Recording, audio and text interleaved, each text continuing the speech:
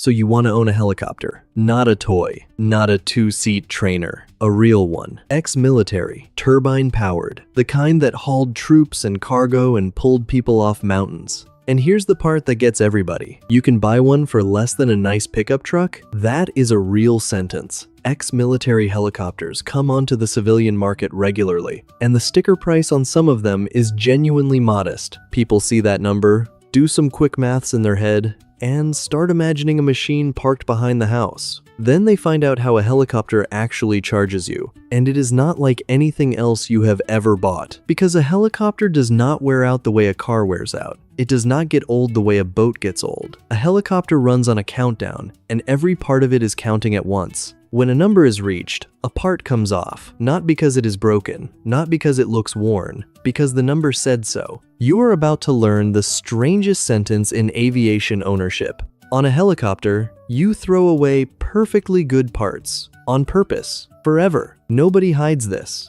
It is written into the maintenance manuals, agreed by regulators, and understood by every mechanic who touches the type. It is the reason helicopters are as safe as they are. It is also the reason the ownership maths looks nothing like what a newcomer expects. This is the full ledger. What these machines actually sell for, why the purchase price is close to meaningless, the countdown system that governs everything, the free helicopter program that quietly bankrupted small agencies, and how the operators who survive price their flying before they ever leave the ground. Start with the market. The buy-in. Military helicopters reach civilians through a few doors, and each one produces a different kind of aircraft. Door 1 is government disposal. Militaries retire helicopters constantly, and those airframes get processed for sale, transfer, or scrap. Some go to allied nations, some get stripped for parts, and some enter the civilian world, usually after modification, sometimes with restrictions on what they can be used for. Door 2 is the utility market, and this is where most flying ex-military helicopters actually live. Firefighting,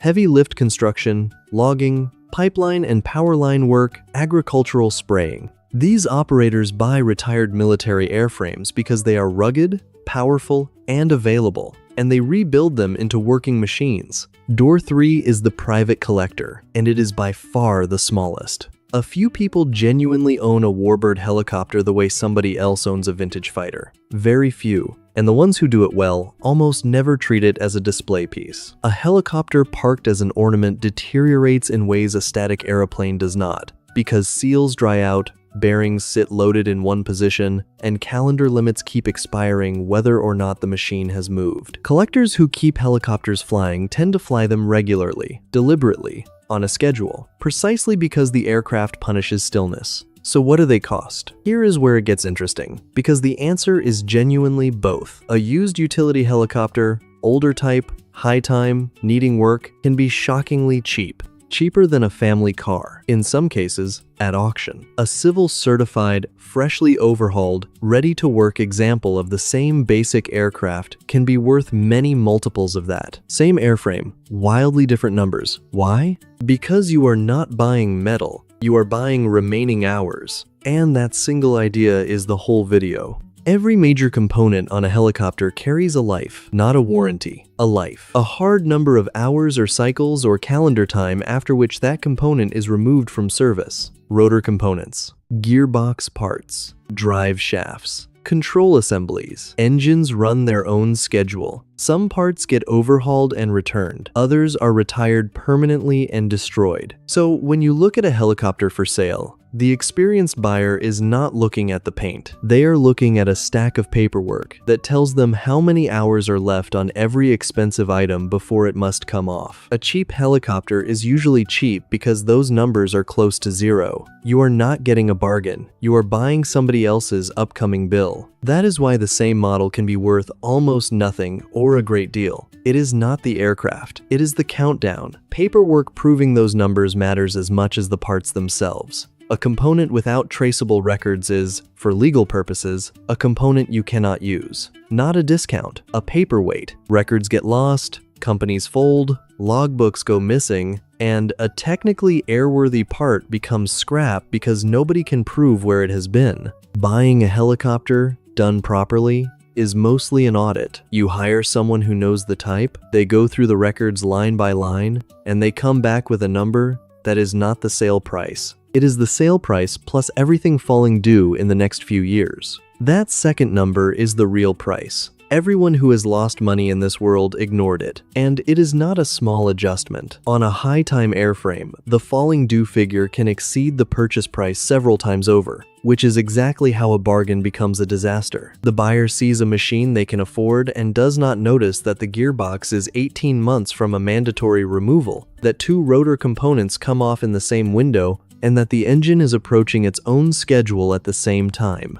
3 invoices arriving together on an aircraft that cost less than the first one of them. What you inherit. Take delivery, and here's what comes with the keys. First, the countdown itself, running from the moment you start the engine. Every hour you fly moves every component closer to its removal date. There is no maintaining your way out of it. You can keep a helicopter in beautiful condition and the parts still come off on schedule, because the schedule is not about condition. This is genuinely alien to anyone coming from cars or boats. In those worlds, careful ownership extends life. In this world, careful ownership protects safety and resale, but the clock runs regardless. Second, you inherit the vibration. A helicopter is a machine that stays airborne by beating the air into submission, and everything about it is under constant cyclic stress. That is precisely why the life limits exist. Metal fatigue in a rotating system is not something you inspect your way around.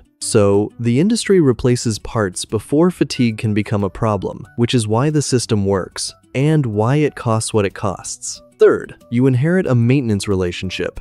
Helicopters need work at intervals that would astonish a private aeroplane owner. Inspections at short-hour intervals, daily checks, detailed tracking of every component's accumulated time. Miss the tracking and you have not just a maintenance problem, you have an airworthiness problem. Fourth, you inherit the type problem. Ex-military helicopters are not always straightforward in civilian registration. Some types transition easily and have a healthy support industry. Others exist in a gray zone where parts are scarce, approvals are complicated, and the number of shops willing to touch the aircraft is small. Ask any owner what actually grounds their helicopter, and they rarely say a dramatic failure. They say a part with a long lead time and a shop with a waiting list. That is worth understanding properly, because it changes how you plan. In this world, availability is a currency. The operator who has a spare gearbox on a shelf is not being extravagant. They are buying the right to keep working, while a competitor waits 4 months.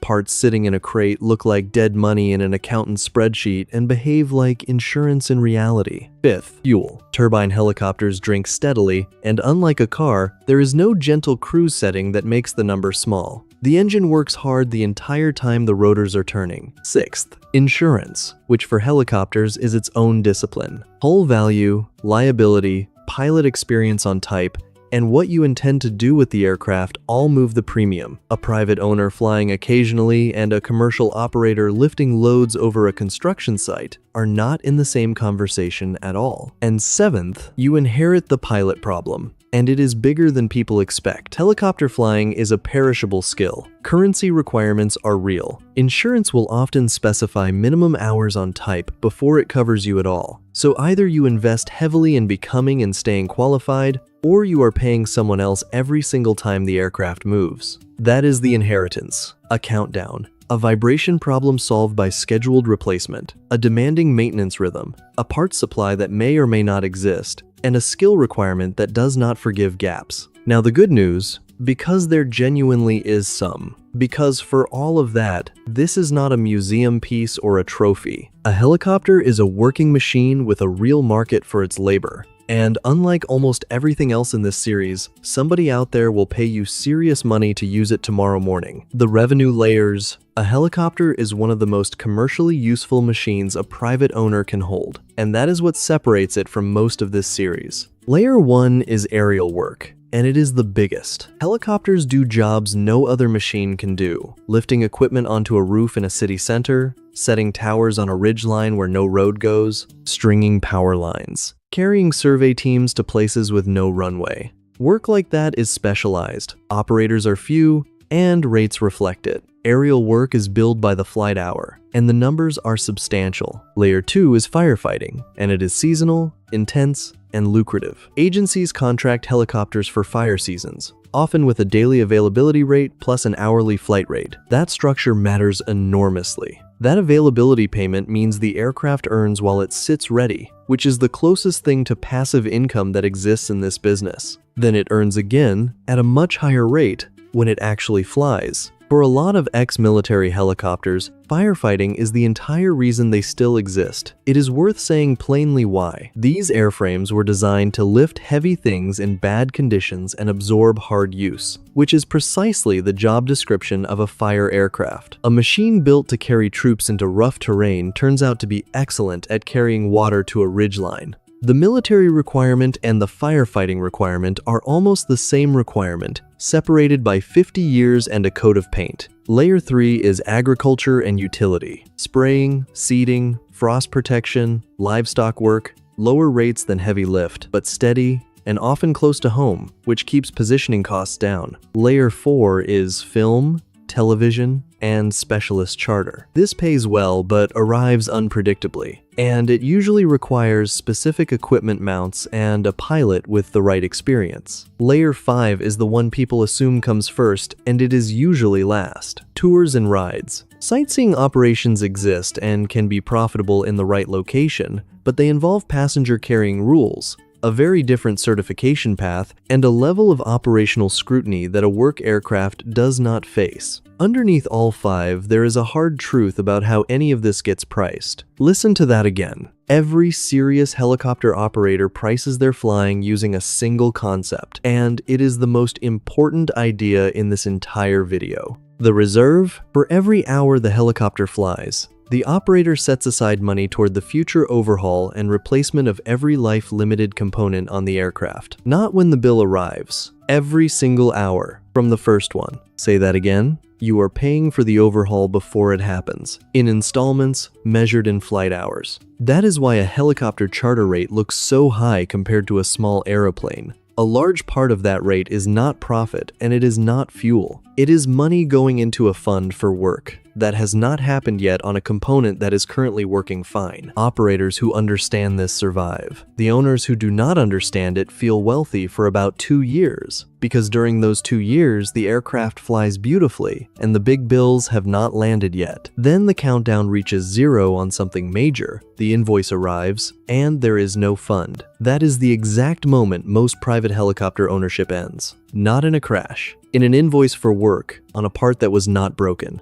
The ledger. The full cost sheet, then. Fuel burned steadily anytime the rotors turn. Scheduled inspections at intervals far shorter than aeroplane owners are used to. Component overhauls and retirements. The big one, driven entirely by accumulated hours. Engine work on its own separate schedule. Insurance priced on hull value, use, and pilot experience. Hangarage. And this one genuinely matters for helicopters because of what weather does to rotor systems and electronics over time. Parts and lead times. Budget not just money but months. Pilot currency and recurrent training, whether that is you or someone you employ. Tracking and records management, which sounds administrative until you realize that on this machine, records are airworthiness. Positioning, because a helicopter earning money somewhere else still has to get there, burning its own hours to do it. And a contingency, because the defining feature of this asset is that a routine inspection can find something that turns a good month into a very bad one. Put it together, and a working helicopter costs a substantial sum per flight hour, all in. Not the fuel number, the real number, with the reserve included. That figure is what separates people who own helicopters for years from people who owned one for a while. The trap. This trap is beautifully disguised because it looks like generosity. Free helicopters. Surplus military aircraft have been transferred to civilian agencies at little or no cost for decades. Police departments, sheriff's offices, fire districts, and other public bodies have received helicopters for free or close to it. And on paper, it looks extraordinary. A small agency with a modest budget suddenly has an aircraft, aerial search capability, a camera platform, something that used to be reserved for large cities. Then the countdown starts. Because the aircraft was free, but the inspection regime was not. The parts were not. The fuel was not. The specialist mechanic was not. The insurance was not. The pilot training was not. And critically, the reserve for the major overhaul 3 or 4 years out was never budgeted because nobody in the approval meeting understood that it existed. What happens next is predictable and has happened many times. It flies for a while, popularly and successfully. Then a major component comes due. That bill is larger than the agency's entire annual equipment budget. There is no fund. Aircraft gets parked, pending funding. Pending becomes permanent, and a few years later, the machine is disposed of, often for a fraction of what was spent getting it flying. This is the same trap as the free battleship and the free aircraft carrier, and it is the reason this series keeps returning to one idea. The acquisition price of a complex machine tells you almost nothing about the cost of owning it. A free helicopter is not a gift. It is a subscription with the first month waived, and the subscription does not care who signed for it. Councils change, budgets shift. The person who accepted the aircraft has often moved on by the time the first large invoice lands, leaving somebody else to explain to a finance committee why a free machine needs a sum of money nobody planned for. The survivors. So who actually makes this work? Because plenty of people do, and the successful operators share a very consistent set of habits. First, they never own a helicopter for its own sake. It is a tool attached to a contract. Before the aircraft is bought, there is work identified for it, and often that work is already under agreement. The aircraft is bought against demand, not against enthusiasm. Second, they price with the reserve included always, without exception. Every quoted hour carries its share of the future overhaul. They would rather lose a job than fly it at a rate that does not fund the aircraft, because a job flown below reserve is a job that costs money to complete. Third, they specialize in a type. One airframe family, deep knowledge, a stock of parts, mechanics who know it intimately, and a relationship with the shops that support it. Operators running mixed fleets of unusual types spend their lives waiting for parts. Fourth, they buy paperwork before they buy aircraft. That records audit happens first, and it is thorough. If the traceability is not clean, the deal does not happen no matter how good the price looks. Fifth, they chase availability contracts. Anything that pays the aircraft to exist rather than only to fly stabilizes the entire business because the fixed costs continue whether or not the rotors turn. This is the same logic as capacity payments on a power plant, and it is just as decisive here. Sixth, they keep the aircraft working. A helicopter that flies commercially every week has a maintenance rhythm, a trained crew, and cash flow. One that flies twice a month has the same fixed costs, the same countdown on calendar limited items, and none of the income. Idle is the most expensive setting on a helicopter. Seventh, and this is the quiet one. The good operators plan their exit before they need it. They know roughly what the aircraft will be worth at various points on its component timeline, and they sell into strength before a cluster of expensive items comes due, rather than after. Selling a helicopter with fresh components and clean records is a completely different transaction from selling one that a buyer's inspector will price as a stack of upcoming invoices. Timing that decision well can be worth more than a season of flying. The verdict. So, should you own a helicopter? If you want one to fly recreationally, be honest about what you are buying. You are not buying transport. You are buying flight hours at a price per hour that is genuinely high once the reserve is counted, and any calculation that leaves out the reserve is fiction. People who go in with that understanding are often very happy. People who go in on the sticker price rarely last 3 years. If you want one to work, this is one of the few assets in this entire series that can genuinely pay for itself and more. But it is a business, with contracts, crew, compliance, and a maintenance organization, not an asset you park. Here is the good year. Aircraft is on contract. It sits on an availability rate that covers the fixed costs, then flies at a strong hourly rate on top. Utilization is high. The reserve builds faster than the components wear. The annual inspection finds nothing unexpected, and the aircraft is worth more at the end of the season than the start because it is proven, current, and working. Now the bad year. Utilization drops. Contracts do not renew. A component comes due early after an inspection finding. A part arrives 4 months late, and the aircraft misses the season it was supposed to earn in. Insurance rises after an industry loss that had nothing to do with you. And the machine sits in a hangar, still accumulating calendar, limited costs, earning nothing. Same helicopter, same specification. What separates them is contracts and a reserve fund. Every other machine in this series ages the way you expect. Leave it alone and it slowly gets worse. Look after it and it lasts longer. A helicopter refuses to work that way. It does not care how well you treat it. Its parts leave on a schedule that was written before you bought it, by engineers who never met you, based on fatigue mathematics that does not negotiate, which means you never really own the aircraft at all. You own a block of hours, and every single one of them was already priced before you arrived.